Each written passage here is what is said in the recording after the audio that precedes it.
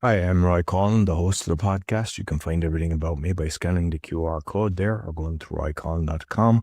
And you'll find my six podcasts, the Podfather, helping people become podcasters, the Awakening, exposing fraud and corruption, but with solutions, the Crypto, all things blockchain technology, meditation podcast, speaking podcast, and the Learn Polish podcast. You can also help the show by actually making a donation, visiting the store, or helping my sponsors. I hope you enjoyed this week's show. I'm actually going to say welcome to the Speaking and Awakening podcast because I think what we're going to talk about is going to be relevant to both these podcasts. My guest is the author of America in Therapy, but she's also an author of two other books, so we might touch on them. Speaker, blogger, and a physiotherapist, or not physiotherapist, psychotherapist, eh? Psychotherapist, yeah. Psychotherapist for over 30 years, but now you're retired. But basically, it's kind of in touch with what you said, American in Therapy. Please welcome Phyllis Leavitt. Did I do it justice? You did, absolutely. And thank you so much for having me here with you. Yeah, no problem at all. So I'm in it. Like, there's a lot of things that we can kind of go down. We've kind of discussed it before recording. But what I'd like to touch is let people know a little bit more about yourself and kind of how you got into this. Because my own experience of different people that I see that are doing therapy, something happened to them that they realized they got help, and then they decided, this is great, I can help other people. So I'd like to hear your own story. That's my story. Yeah, I mean, when I grew up, actually, nobody talked about therapy. I think it was more of a Freudian orientation toward psychology anyway.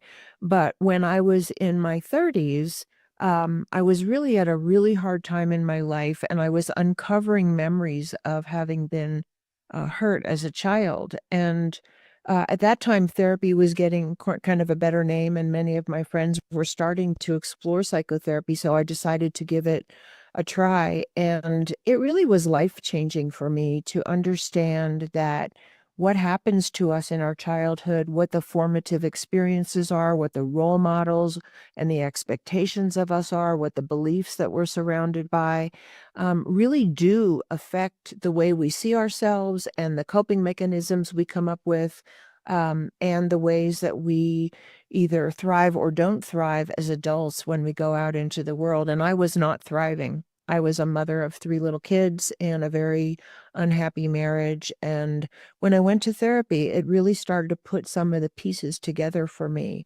And exactly like you said, I decided at that time, my youngest was 2, I think, and I really wanted to go back to school. And I went back to school and got a degree in psychology and had a career in psychology as a psychotherapist ever since.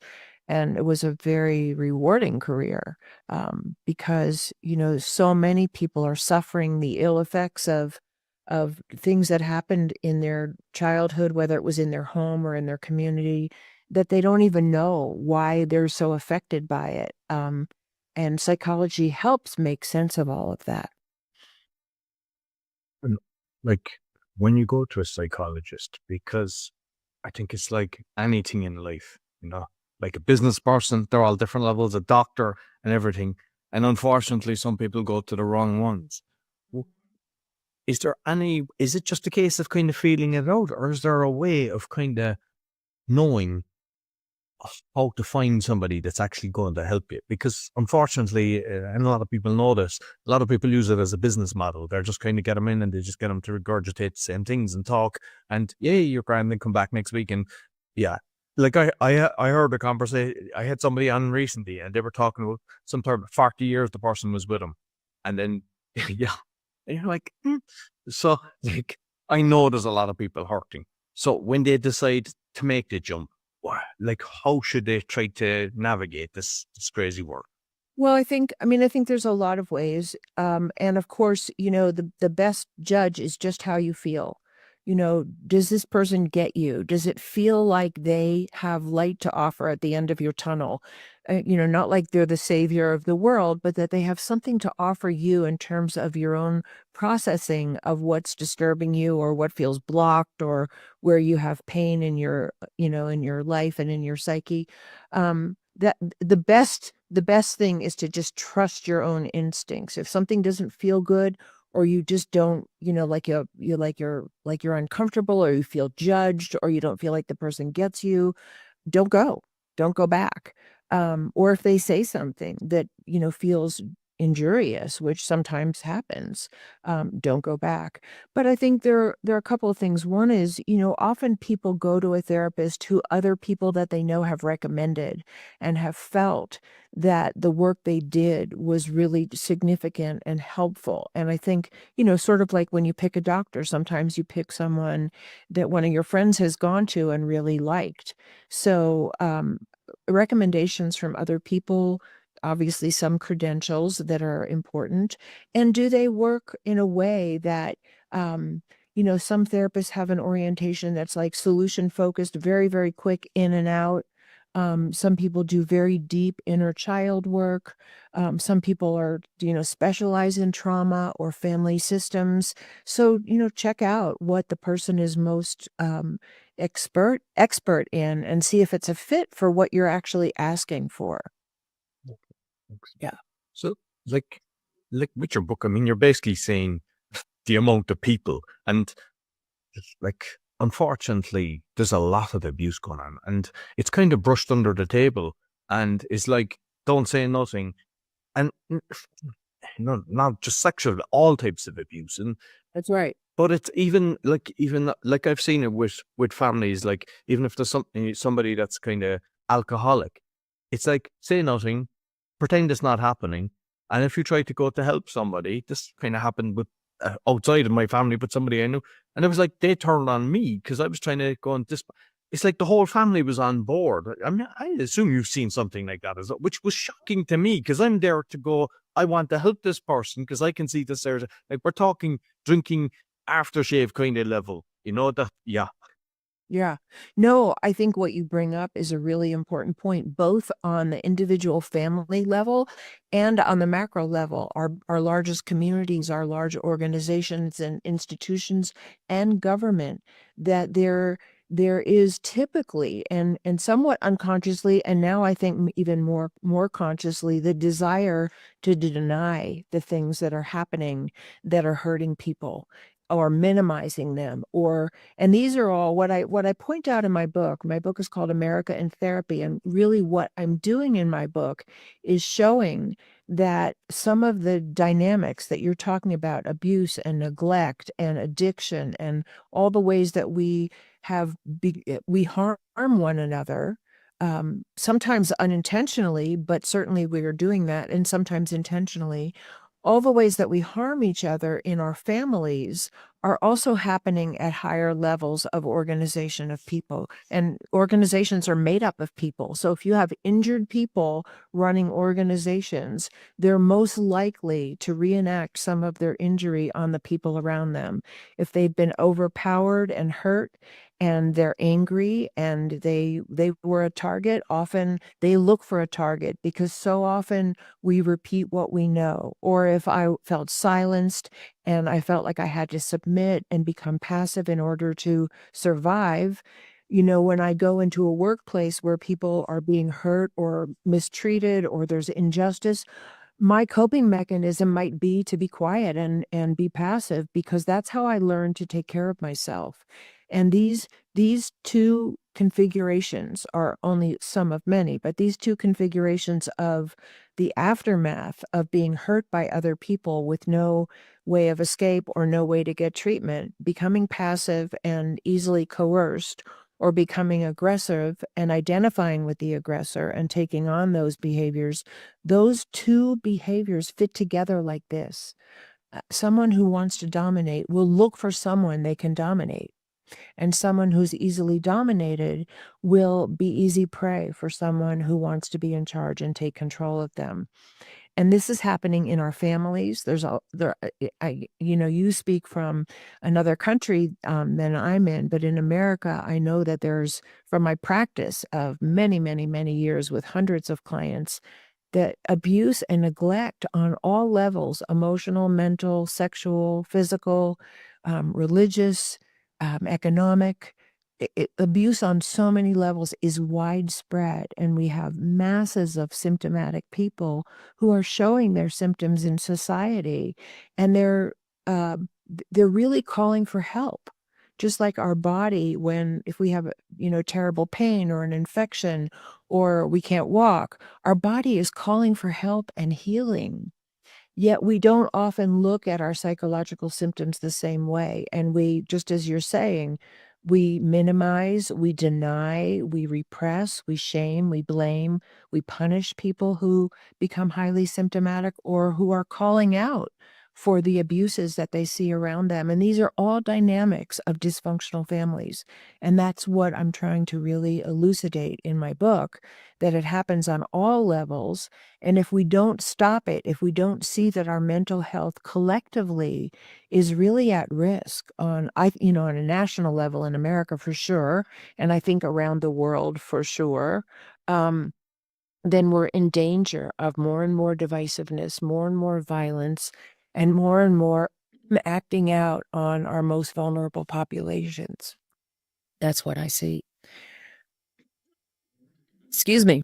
I hear going, and like with the religions, because that's something that I've seen as well. And I mean, it can be a touchy subject, but what's happening is, especially if there's a breakup and there's kids involved, sometimes when the pain is there, somebody kind of they kind of go for a certain religion, whatever. Even like there's the Scientology, and if there's so many of them that are out there, but there's so many of them that are corrupt and brainwashing the people.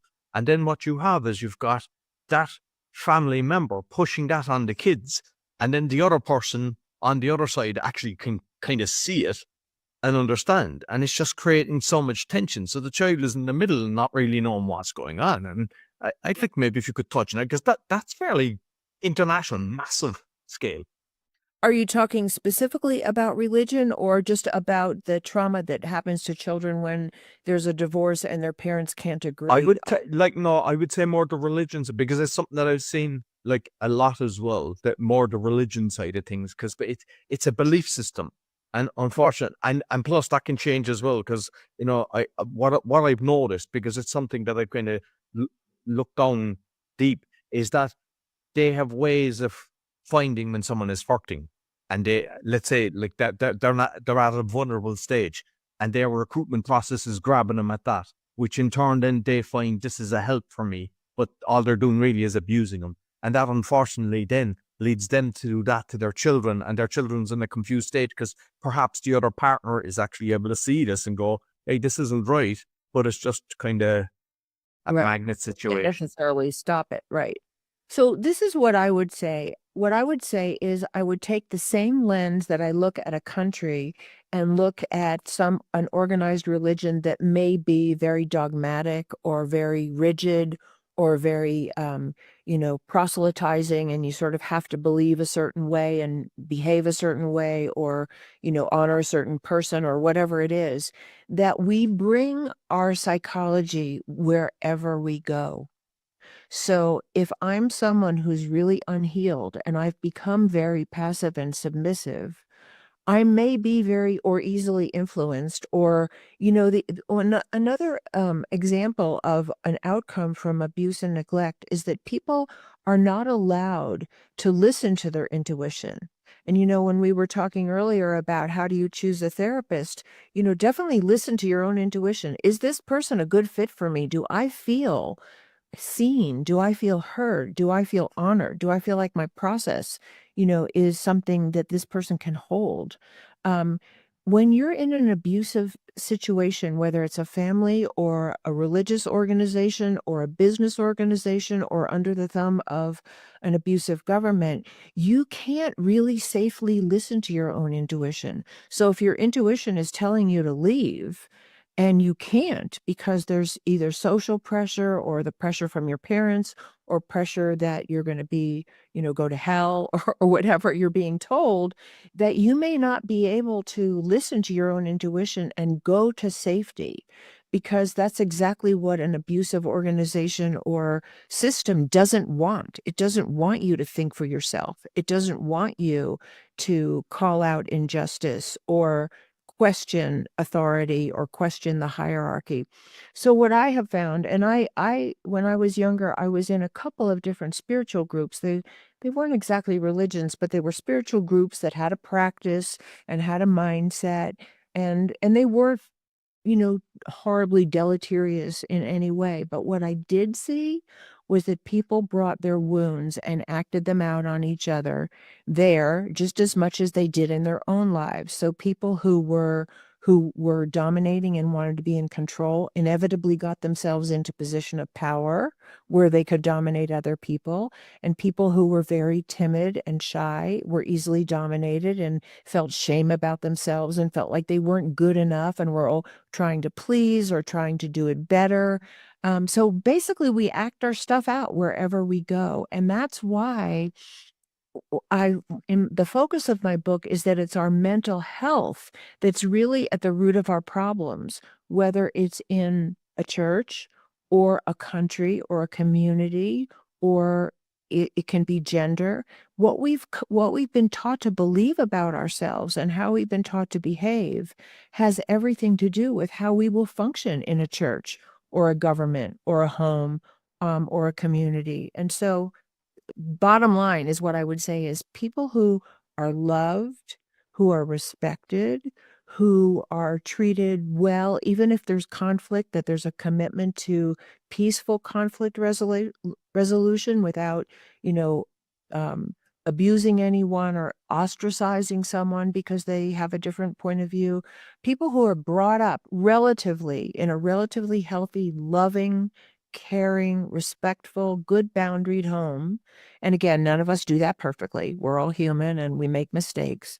Um, don't want to dominate other people that way. They don't want to, ostracize people as sinners or, or torture them or kill them or, harm them. Mentally healthy people do not abuse other individuals. And no matter what your political party is or your race or your gender or your economic class, if you have been loved and cared for and you have been taught to respect other human beings and respect yourself, the tendency is that you won't go out into the world and harm other human beings for any reason. Obviously, if there's overt self-defense, sometimes you have to do that. And sometimes there's a real need to powerfully stand up for yourself and your beliefs and your values. But that's different than attacking other people because you disagree. Definitely. So I heard you talking about the way people like 2016 were kind of talking about more politics, and politics is a big thing. And because especially with the away thing, because I'm exposing fraud and corruption, I pay attention to a lot of international politics, and it's not just in America, it's widespread. I mean, in Ireland, I give you an example. We had a referendum recently, and there was like about a 20% turnout, and with a 75% that went against the government. The government that has been formed for the last 10 years has both the left and the right and the Green Party. So that's just showing that they've got like less than 10% support from the people. I mean, everything they do, but that's across the board, the UK, Poland, everywhere. It's like, you're just looking at them and you're going, these are not nice people. And everyone is trying to figure it out. And I mean, I've looked at some stuff, and you hear some things, like some things is, have they been compromised in, like they've go to Epstein's Island or something like that, it's recorded, and there's that, and then they therefore have to comply. And there's other things I've seen where, it's from an abusiveness, like demonic families and the whole train going through that, where once they're pregnant, they get rid of the emotional. But the reality is, the way that you've touched it is, you've got injured people that basically we're expecting them to have the same emotions as us, and we're trying to comprehend how can they do this when they're hurting everyone, they're throwing people out the street, the amount of homelessness and everything. And I just like it because I mean that is international as well, at a massive scale. Absolutely. And for me, and again, there's lots of approaches to the inhumanity that man inflicts on man. There's lots of approaches that all need to be factored in. I feel that the psychological lens is so missing on our institutions that it's a dangerous missing piece. So I'm not speaking for every single approach to healing human relations, but I think psychology does have a missing piece. And it's exactly what you said, that hurt people will hurt people. There's no baby and unless a baby is born with some really messed up biochemistry or some other anomaly in their brain, babies are not born murderers. They're not born hating. In fact, we're wired for love and connection. Love and connection are the best food for human beings. And when people are fed love and connection, and all the other things we were talking about, good boundaries and peaceful conflict resolution and having their basic needs met and all of those things, they don't become violent and they don't become murderous and they don't become hateful. And so we have to look at the food we're feeding human beings. And if people are being fed hate and they're growing up, being conditioned or even brainwashed to think that a certain group of people is inferior and needs to be wiped out, or that they have a right to take the resources from defenseless people in some other part of the world. If that's what they're being fed, then that's what they're going to probably manifest unless they have an influence from some other source that's more humane. And I think we have more and more people that are being brainwashed to think that they have a right to dominate and kill and steal and rape and pillage, that they're superior or that they're just entitled because they already have power. I think people can become easily addicted to power and control. There are many addictions that are, all part of this whole dominating and submitting cycle. Addictions to power, addictions to wealth, addictions to sex, control, addictions to righteousness, is a big one that you're, relating to religion, some religion. So we really have to look at the family environment, not just the individual person, and this goes along with what you were saying about 2016, I see sort of as a turning point in America, maybe long overdue, I don't know, but that there's a family environment. And if our family environment, if the family of America is advocating violence, is advocating discrimination against certain people or sexes or sexual orientation or economic groups, and that's now acceptable. That's the family environment that more and more people are growing up in. And what I had shared was that as a psychotherapist, before 2016, the election in 2016 and the 2015 kind of run up to that election and all the campaigning that was going on, I never had one client in all the years of my practice that brought their concern about the politics in America to therapy. And during that election time and after, people came to therapy absolutely traumatized by what they saw going on in the United States, the violence that was erupting, the hate speech that was erupting, the collaboration with that was happening, where it became somehow now dominating in the news to talk about anti-Semitism and anti-Black and anti-woman and anti-everything and anti-immigrant, in ways that were keeping people up at night, just the way I had formerly seen, and of course still did see, people up at night over the traumas that they survived in their own childhoods. People being, a sister being the target of abuse by the dad or the mom, or being the target of abuse themselves, or being raped by an uncle and then nobody believing them, kind of like what you were talking about trying to really be a stand for the truth and get justice, and then being the target of further injustice for having spoken up. And these things are playing out on mass scales in America and all over the world today. And I'll just say this last thing and then please jump back in. None of us want this in our own lives. Nobody I know wants to be hated, discriminated against, withheld, resources from. Nobody I know wants to be raped or tortured or have their house bombed or have their families, wiped out in some campaign against a neighborhood or a race or a religion. Nobody I know, and I don't think there's a person in the world who wants these things inflicted on themselves or their loved ones. And yet, as communities and as nations and as races sometimes, or genders or whatever, we condone that to be done to other people. And I call this a mental health issue. And we're being fed that it's an ideological issue. And it's not. It's a mental health issue. And it's the mental health unwellness that has people become so divisive and so hateful and so wanting to act out on other people and take from them. And that's really the bottom line as I see it. Definitely. Like, it's kind of related, but when somebody has a certain belief system and then all of a sudden it's black and white, the truth is there.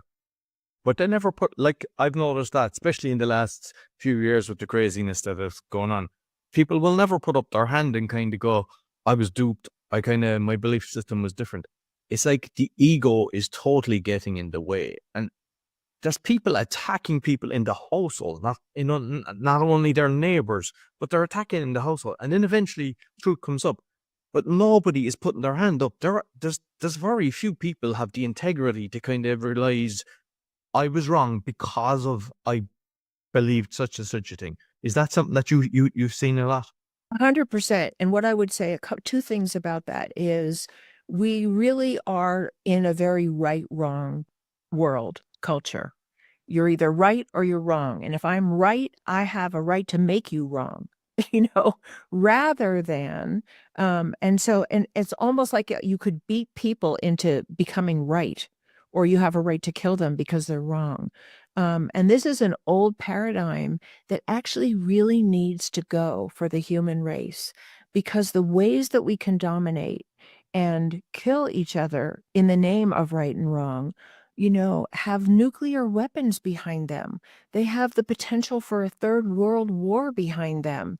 Do we want that? Or do we want to stand up and say, this is wrong, I'm sorry, I made a mistake? So the big thing I want to say about that issue is, in the context of that we still live in a very right, wrong, good, evil cultural paradigm, which again, I believe really needs to go if we're going to survive here, honestly, is that we have made it kind of a circus. In other words, like when somebody gets exposed, it's all over the news. That congressman or that whatever had an affair with so-and-so. And then we're like at the Coliseum and we can't wait to vilify the next person. But the truth is we all make mistakes. We're all accountable for something, whether it's really small, I hurt your feelings by what I said, or I was, a bigot and I acted out on innocent people with my prejudice. Whatever it is, we have to make it something that we actually applaud in our culture, that people take account for what they've done, that we make it something that is, yeah, good for you. You apologized. You were responsible for the harm you did. And we're really far from that. What we do is we lock people up and we throw away the key. And so a couple things here. So Truth and Reconciliation in South Africa was a really good beginning for what you're talking about on a mass scale, on a governmental scale, on a community scale, which was that wasn't perfect. And the little that I've read about it, it wasn't perfect, but it went a long way to making it safe for perpetrators to own what they did and hear the consequence on the people that they hurt, to hear the pain that they inflicted in a safe setting. And that's a beginning of healing. Because one of the things that I have learned as a psychotherapist is that inside the perpetrator is a victim. And if that victim doesn't have a chance to be heard, safely heard, even if the way they coped with their victimization was horrific, there's still a victim in there. There's still an innocent child somewhere underneath. everything they did. And if we really want to stop the cycle of abuse, we have to dedicate ourselves to that kind of healing. We do. Does that make sense? Absolutely, absolutely. Now, this is kind of, I suppose, the $1,000,000 question, because you mentioned the TV and stuff like that. Because if something happens, they put it out everywhere, and I mean, like CNN, BBC, all these, they regurgitate lies and everything, but they also show all the horrible things. And Right. when you have a family, like, because we know, I mean, there is abuse, like in the Scouts and things like that. We know that, and even in Disneyland and stuff like that. But it's a case now that what I've noticed is, I mean, like, I'm from this in a 70s baby, and we went out and played, and we just kind of gallivanted and went around and everything. But now it's a case of, like, people are so afraid that they're not letting their child kind of go out. They have to be with them all the time, and even the stayovers. I mean, that's a mixed one anyway, depending on things. But you take the risk of it, like. But there's a lot of people, they won't allow that, and I get the protection because we know that there is abuse out there. But on the other side, what are we doing to that generation by protecting them all the time, and eventually they're out in the world on their own? Well, I mean, I think this is what I think about what you're saying. I think it's a sad world that we live in, that little children are, little tiny children are being taught not to talk to strangers. And it's a sad world because it is a dangerous world, and because people naturally want to try to protect their families and their children. And I think they're doing the best they can by warning their children of what the dangers are and doing their best to protect them. But the answer is in looking at what's creating such a dangerous world. That's really the answer. So if you have somebody in a family, if you have a child, let's just say you have a teenager in a family that's hurting the younger kids, okay, you can blame and shame and, throw that teenager out, or put them in a reform school, or send them to prison, or whatever you need to do to protect your kids. And you may need to do that. But in the bigger picture, we have to look at what happened to that teenager that they're hurting those children. Were they sexually abused, and they're acting out their sexual abuse on the younger kids? Was somebody hurting them at school that we didn't know about? Was a parent the one who was hurting them? What happened to that child that they're acting out in a way that's deleterious to other people? And on a societal level, we have to see, why do we have so many sexual perpetrators now? Why do we have school shootings like in the United States? There are so many mass shootings that there's more mass shootings than days in a year. That wasn't like that when I was a kid growing up. So what's happened to the mental health of the country? And I call it the family of America, because it's the largest family system that we all live in here in America, besides the global community. What's happened in the family of America that is perpetuating and making more extreme this kind of acting out? So we really have to look at what's happening in the family system that's generating this, instead of just blaming the most symptomatic people among us. Do we need to hold accountable the most symptomatic people among us? Yes, of course. We have to do something to try to protect ourselves. But if we really want to protect ourselves, we have to look at the origins. Just like when a person comes to therapy, where do they go in therapy? To their childhood. What was their upbringing like? What were their formative experiences? What happened to them that maybe created patterns in their life that were not functional or harmful or addictive or abusive?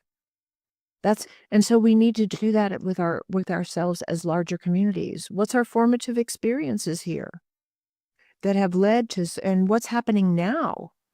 And we could go into a lot about that. What's all playing out on social media? What's in the news? What's in the headlines? Do we talk about that there's another mass shooting? Yeah, we probably will. But could we talk about what happened to that person? What set them up from being an innocent infant to being a mass shooter? Because something happened to them, and often it's many things happened to them that were extremely painful. A lot of the time, it's kind of breaking of the family unit.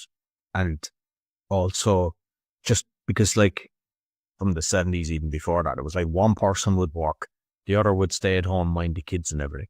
Now some people have 3 jobs and they don't have the energy or the time to be watching who the kids are. And I like, I'm the same as yourself. It's like everyone, like a baby, we have unconditional love for the baby. And then it's just, they just go off on the right angle. And unfortunately, the person that's kind of minding them as well, that's when they kind of realize, hey, yeah, that's true. And they tend to, unfortunately, they go for the ones with, not from a strong family. They know the ones that are weak, so they know how they comes, and unfortunately. So like, because this is something that I've seen with podcasters, with the group that I've been with, some of these people, they're taking on board all this information and it's getting them done. So they end up even getting away from it. Like they take it on board. Like I personally, I like to kind of make sure that I can switch off. I don't take it on board. I have to go down the rabbit hole. Sometimes I'll cry just on the story research because it's just so horrific. But I'm able to step away and I watch kind of comedies and stuff like that. But like for those that kind of take it too into heart, have you any kind of tips or advice for people that are, getting too depressed from it? Yeah, and I see a lot of that in America. A lot of people, I think, are feeling like there's nothing I can do about this. I'm just gonna try to take care of myself because this is out of control, and, if we don't make it, we just might not make it, which is a lot of resignation or a lot of feelings of powerlessness that are not helpful to us. I think we don't do well as adults feeling powerless, with really big things in our lives. So and this is the other part of the dedication of my book is what can we do? What do we need to learn about our own psychology that we could shift? So for the average person out there, you don't have to be a therapist, you don't have to understand psychology, although one of the points of my book is to really share what I've learned in the field of psychology and psychotherapy and make it common knowledge that there is a victim inside of a perpetrator, that we're living in a win-lose paradigm, and we need to live in a win-win paradigm. And what does that mean psychologically? What would we need to change psychologically to live in a win-win paradigm? Because if we continue in a win-lose paradigm, then we're always going to have losers who are symptomatic and who are going to act out their pain somewhere. But for the average person, what I would say is a couple of things. One of them is, if you are suffering yourself, get help. You do not deserve to suffer. If any help is available, to the extent that you heal your own wounds, you won't be reenacting them for the most part on yourself and other people. And to the extent that we heal our own wounds, we become safer for the world around us. And, jumping out to the family of America, I really believe that our resources, the bulk of our tax dollars, should go to helping families, increasing wages, providing better child care, better schools, better access to health care, taking the stress off parents so they're not bringing all their stress home or not even being able to come home, like you say, because they have 3 jobs. Because healthy families create healthy children, and healthy children become safe individuals when they grow up as adults. And that's really for me, that's the bottom line, is the family unit. But what an individual can do, we can all be just a little bit kinder. We can all be a little bit more patient with the people around us. If someone's giving you a hard time in a store or a restaurant or on the street or in a parking lot, we don't have to just blow up. Um, we can just be there for another person. Are you having a hard time? What's going on?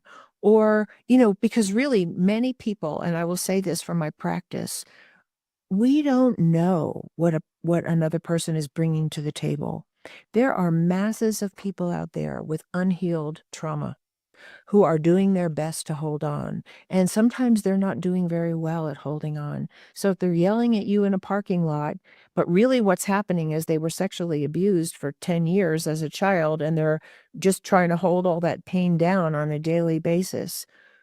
What could a smile, an act of kindness do? Or, if you need to protect yourself because someone is aggressive toward you, protect yourself for sure. But know that there's a victim inside the perpetrator. Smile at people. just to say hello, ask people how they're doing. We all need to feel like we belong somewhere. And there are many people in this world who actually don't believe that they belong anywhere because they never have. They didn't belong in their families. They didn't learn how to make friends. They don't know how to be socially appropriate. And they're angry and they're hurt. There was a beautiful story of someone I read, a woman who had decided to just go across America and ask people to tell their stories because so many people have no one who actually cares about their story, about their life. And they're prime for acting out or acting in or becoming addicts or doing something else dysfunctional to numb their pain, not because they're bad people. Anyway, long story short, she had decided she was really afraid to do it, and she had decided that she would go into a diner, and the first person who made eye contact with her, she would sit down and tell them what she was doing and ask them if they would share their story. And she walked into a diner, and a man in the back was the first person who looked up at her, sitting alone at a table. And she went over to him and she told him that this was her mission. And he looked at her and he said, "No one has ever asked me. No one in my entire life." And there are a lot of dispossessed people out there who are really hurting, who just need our love and our attention and our acceptance. And it can be life-changing. I think like we all we're all looking at all these little things, but there's all small little stuff. Like, for example, people are barely able to pay the bills and stuff like that. And like, if you actually look at it, it's all orchestrated that it's so high to make people, we're slaves. We're all slaves if you look at it. I mean, it's orchestrated that we're all slaves, but all it means is everybody standing within themselves and just not tolerating it, or Right. when you see it. And I mean, what I've noticed with myself is, like, I can keep calm 99.9%. There's times you have to kind of show your power, but the person then they fizzle, and then they end up apologizing because their pain is coming out, and that it's just because of something simple. There's no way they could actually get that crazy. And it's like, if you have compassion, and the more people that can have compassion, the more it can actually happen. Like, so for example, the city, the way that they, like, obviously they squeeze people and then they sell their house and throw them out on the street. Like, we should not tolerate that. And that That's saves so much damage internationally. I mean, I've seen that in the UK and Ireland and in the US. Like, we have to kind of not accept these things when we know they're wrong. That's right. That's right. And it's an abusive system that punishes the people that stand up, or or discredits them, or slanders them, or kills them. It's an abusive system that silences truth tellers, and that's one of many of the big dynamics of an abusive system that I'm looking at the lens of America, or really any large institution that's abusive, through, because we need to know that. We can't keep saying these people are wrong and we have a right to kill them. We can't do that. Unless we want to be one of those people, because it could be us next. And that's what I think a lot of people don't realize, is that power can turn on you in an instant. And this is an important one, because it's like, I'll give an example. In the school, my son goes to it's copying the Finnish system, very good school system, that they can kind of decide if they want to do it. They don't give them homework and stuff like that. But I saw the 5G tower and the opposite building, but so close that it's dangerous. Like, and like, trying to get people together, because I've got all information, military confirming how dangerous these things are. And all you need is a few people to come together, and they have to back up. People will complain about it, but I've tried this on a few different things, they all just run for the hills. As soon as you say, okay, let's do something about this, or let's all get 3 people together, let's start, the clouds that they're spraying the toxins and everything. I mean, I've seen patterns on this. It's not, yes, I'm attacked on all this, but it's 100%. So I wouldn't be throwing it out there and people would be complaining they understand it. And I said, if we can get 3 each and we get to 100, that gets when you do live social media stuff, you get to the thousands. They have to pay attention then. They can't ignore you. But everybody, it's happened to me so many times, they run away. And I know because I've had lots of business, they constantly attack me. They try to do a criminal case against me. So I've learned, unfortunately, I have to keep my head and just kind of give the information. I can't be standing in the front of the crowd because people aren't behind you. And that's all it takes. But I'm just curious, like, what's the psychology going on in people that they know something is wrong, but they just kind of, they just turn around and walk away? Yeah, I mean, I think there's a lot of reasons psychologically. One of them is we've talked a little bit about, and one of them is they've either identified with the aggressor and that they're going to stay there. They're going to, no matter whether they even know if it's right or wrong, or they're frightened of the aggressor and they're so afraid to go against the aggressor because they feel like they'll be the next one attacked, which they could be. They could be. There are many people in the United States who have, done peace marches and marches for women and marches for Black Lives Matter and marches for the for the 99%, who have been attacked, with rubber bullets, with tear gas, and injured and jailed for exercising what is supposed to be our right to a peaceful demonstration here in America. And so there's a lot of fear of standing up to an abusive authority, just like the same fear exists in a child in an abusive home. What happens to a child who stands up to an abuser? Usually they get abused worse. So they've learned to comply. Or, and I've seen this too in families, and we definitely see this here in America, and you probably see this around the world, is that people are rewarded for being complicit with the abuser. They get more money, they get more power, they get more influence, they get a better job, they get a share in a company or whatever they get. And so there's a payoff for turning the other way. There's a payoff for actually attacking someone who will speak truth to the power that they are. So and these are all psychological dynamics. These are exactly the dynamics. I've seen all of them play out in individual families that were dysfunctional and abusive, where, one child was rewarded for actually being complicit in the abuse of another child. I mean, that's abuse. And how does that child grow up? How do they grow up? Who do they become in the world? What can we expect if we don't actually look at this through a psychological lens and keep speaking up? I mean, when I first became a therapist, first of all, I'm an introvert.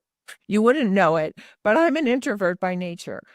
Did I ever think I would be talking on podcasts or writing a book that spoke to my country? No, it was the last thing I ever wanted.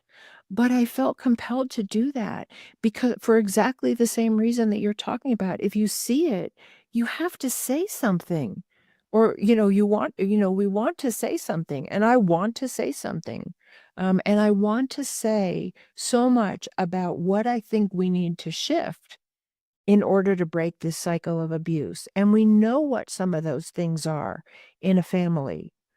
Is it easy to break the cycle of abuse in an individual family? Is it easy to heal someone who has become a perpetrator? No, it is not. It is difficult work, and it takes a lot of commitment and a lot of dedication and a lot of courage. But it can be done. If you know anything in your own life, I feel like I've healed from some of what hurt me as a child because I had access to help, because I lived and still do in a relatively safe environment where I'm not fighting for my life every day. I'm not on survival. So the basic element of how do we reverse this, and this goes back to your other question, is we have to become responsible for ourselves. Who am I being in this interaction with you? Who am I being as a voter? Am I profiting from, injustice done to other people? Do I pay the person who works for me a living wage? What would it mean if I got a little less of the share?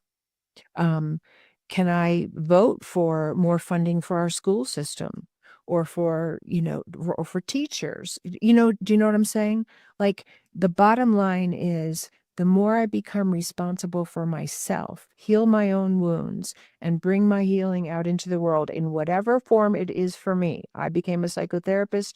You're a podcaster. I don't know what else you do, but you spread a message of healing and hope and addressing injustice, but in a way that is designed to bring healing, we're not here to hate the haters. That's just more of the same. What actually would break this cycle? So can we use the best that psychology has to offer and apply it to larger systems? And what would it cost us to do that? And what would be the benefit? Because everything that it would cost us, and it would cost us a lot, in terms of, some people wouldn't have as much power, or they wouldn't have as much wealth, or they wouldn't have as much control. And we could create a safer society for everyone and for our children and for future generations, which means, and, I'm on a soapbox, I'll say the last thing, which means that we wouldn't be doing to the environment what we're doing. We wouldn't be abusing our environment the way we're abusing, our human environment either. And like the way, just finally, the way this like society is kind of organized, so it's keeping a massive percentage of each country that they're barely able to survive. But lots of them need therapy, but they can't afford it. The government doesn't provide it, or else they say, hey, wait 2 years, which is unfortunately in some situations isn't too long. For those that find themselves in that situation, they can't afford to get a therapist that is not provided by the state. What's their best kind of protocol? Yeah, I mean, I think, sure, because it's really true in America too. There's probably millions of people who can't afford to get the help that they really deserve, and they're still living in the conditions that are making them symptomatic. So I think we have to educate each other, for one thing. But for the individual that you're talking about, find one safe person to talk to. And if there's really no safe person to talk to, then do something for yourself that, and I find this very healing. It doesn't necessarily heal the deepest wounds that we have, because I think we really do need to heal the wounds that we have with other people, with other people. If you've been hurt by people, the best healing is with safe people who can provide a different human environment for you. People who see you, who love you, who care about you, who support you, who value you, who include you. But short of that, what I have found is any creative pursuit, if it's art, if it's writing, if it's taking care of pets, if it's gardening, if it's just having one plant in your window that you water and love, we have to find a place to put our love to feel healthy. We were born loving, connected human beings. And for many people, and I've worked with many people who never heard that they were loved and have never felt loved. We have to find a place to put our love, even if we're not receiving it. You can receive love from a plant or a puppy, and again, it's not a good substitute for a human being. But if you really don't have that, give that to yourself. And the other big place that I see people find solace and peace and some healing is in nature. Just being in nature, being with the trees, being by the ocean, being by water, sitting in the grass, feeling the sunshine. Just let yourself take something loving and nurturing in. It might be feeding yourself good food, but doing it with the mindset of I'm going to give myself as much as I can what I haven't gotten. And I'm going to find somewhere that I may be able to give that to others. It may be volunteering to help other people or children, or donating, or, working in a food bank.